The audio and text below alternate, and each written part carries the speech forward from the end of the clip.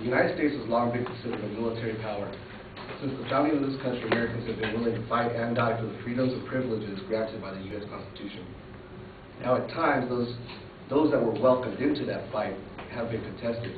African Americans and Hispanics had a tumultuous relationship with the U.S. military, often finding themselves reduced to providing menial tasks such as housekeeping and food preparation.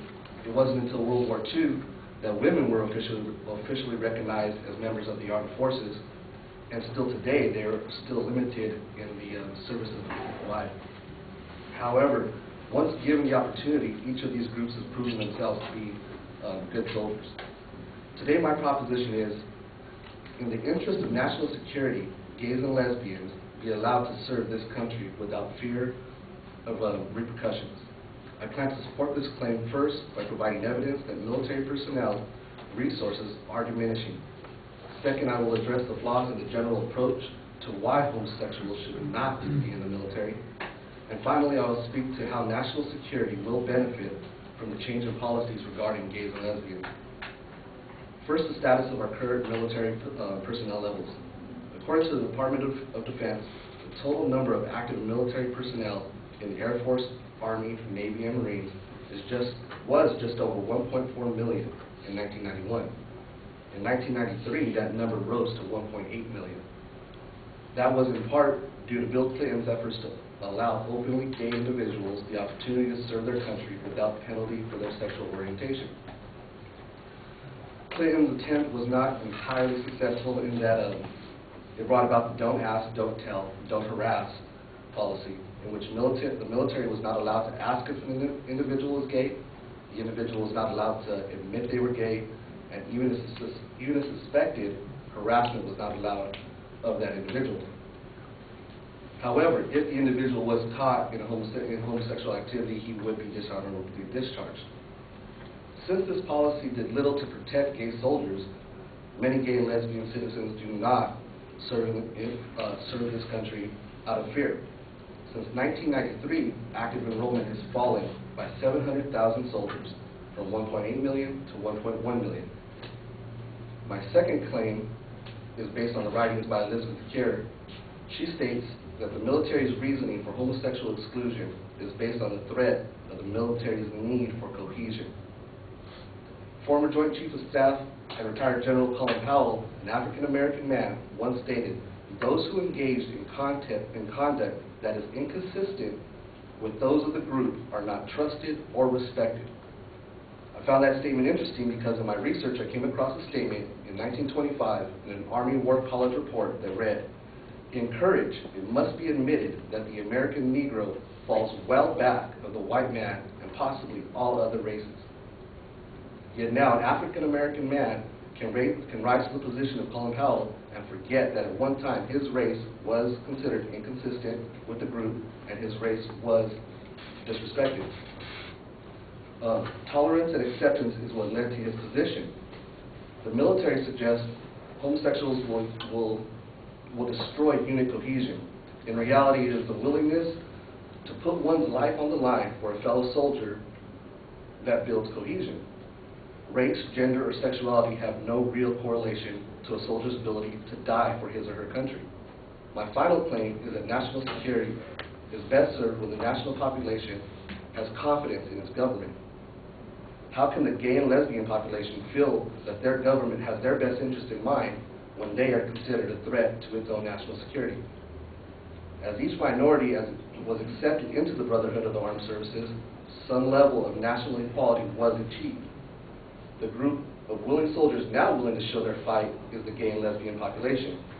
In conclusion, I would like to remind you why gay and lesbians must be allowed to serve our country openly. First, from a numbers standpoint, our military is losing willing personnel from its standard populations. Second, the argument of cohesion by the military is not grounded in truth, but simply an excuse for segregation. And finally, our national security is best served when as a nation we are fighting together.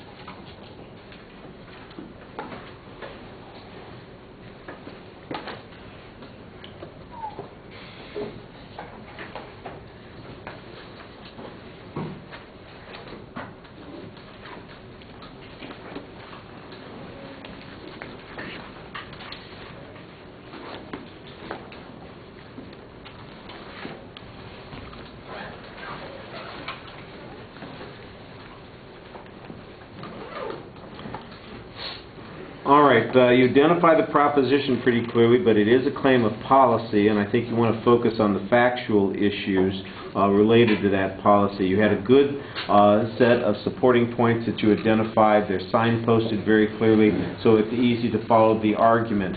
And obviously there's some controversy on this. I think you've got a very good argument that says that we have a shortage of adequate personnel in the military. I don't think you have a very strong argument that says that that's because of don't ask, don't tell. I think the inference that you're drawing there is a very weak one, particularly since the number of gays would have to have gone down substantially after the passage of don't ask, don't tell, which is less hostile than the original policy was. The notion that, you know, suddenly people abandoned the military because the rules became more liberal seems counterintuitive in that situation. So I'm not sure how you make that inference. And the numbers that you're talking about in terms of the decreased numbers, that would have to be like 700,000 is the difference between 1993 and whatever the next year was. It's like 75%. Yeah, right. But in essence, the claim that that's, you know, largely the gay population. I think that's a hard one to swallow, you know, the notion that, well, you know, half the military quit, you know, because they didn't like don't ask, don't tell. You know, we got 750,000, you know, half of the military was gay, and so they all got out. I think that that's, you know, a little bit, you know, that pushes the limits of reason a little bit. I think you've got some good philosophical arguments here, but again, you're bouncing on some issues related to the value claims rather than the factual claims. I think the argument, you know, the factual claims are, does don't ask, don't tell, or does the exclusion of homosexuals from serving in the military hurt the military in some way? You know, either it hurts recruitment or it hurts retention of military personnel that we've invested money in, or people who could be of particular use because they have specialized skills. And if you could show, for instance, that subsequent to don't ask, don't tell, that we've had people who've been booted out of the military, you know, despite our need for them, translators or you know, people with technical expertise or something like that, you know, that would be pretty useful as examples to prove that particular point.